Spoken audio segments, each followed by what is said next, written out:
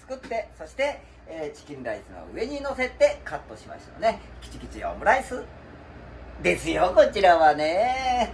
まずね、これを見ましょう。今ね、火をつけてね、火をというかね、電源を入れて、一番、強火でやっておりますけどね、高温ですね、強火じゃない、ガスじゃないのでね、高温で今こう用意をしております。もう少し、時間あります。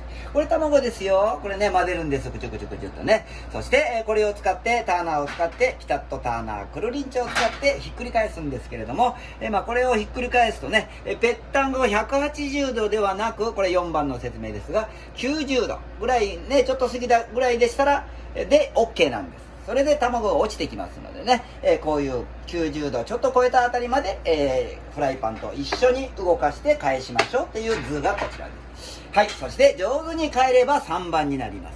ね。じゃあ、この空いてるとこ、これがひっついてくれますので、周りが一枚の卵焼き、これがプレーンオムレツですね。良くなるのはこれですね。完璧にこう下に行かずに横向けにこんななってしまって、それがこれですけども、その場合どうするのって頑張ってここをひっつけ、下に向けてひっつけましょう。ね。これをこちらでいろいろと工夫しながらね、ああでもないこうでもないしながらなんとか、ひっつけてください。周りが1枚の卵焼きになったら OK。では卵2個分。ね。2個分って言っても、こちらの方ね、グラムをちょっと測って参考に 60g、1個 60g ケース。1個 60g ですので 120g の卵をね今から使って作っていきます。はい、そろそろいい温度になりましたよ。いいですかね。ちょっと手でかざしてね、こう外すと熱源落ちますけどもね、ほんのり温かかったら OK です。そしてこちらはサラダオイルね、こちらと浸してありますので軽く薄化粧。おむちゃんに薄化粧。おむちゃんってフライパンの名前ですよ。じゃあ卵を入れましょうね。はい、左手前後、右手を回すでしっかりと混ぜていきます。いいですか？こうですね。そして外の卵を中に入れ込みますね。はい、これでグッドな状態です。ね、これ以上やるとちょっと火から外してます。はい、そしてもう一度火の上に乗せますよ。熱源のところに乗せます。火じゃないよね。ついついね。そして、素早くこの周りをねこそぎ落とします。いいですか？ここが一番火の通りが早い、ペラペラなのでね。そして、なんとかオムレツの形にしますね。今こちら一番の作業をしておりますね。はい、そして、この後コロリンチョといきます。今度こちらですよね。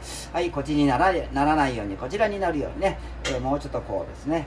はい、オムレツの形にできました。入ったかな？入ったかな？よいしょ、入りました。はい、いきますね。はい、ピタッとターナー一緒にですよ。ね、くるりんちょっとね、おっとっとっと、ここに端っこに持ってきましたね。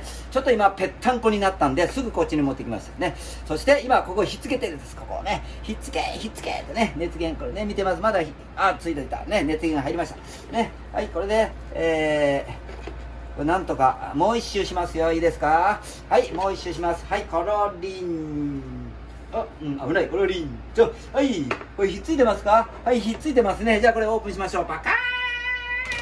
じゃあね、フライパンをこう持って、そしてこれ乗せます。コロコロコロっとね。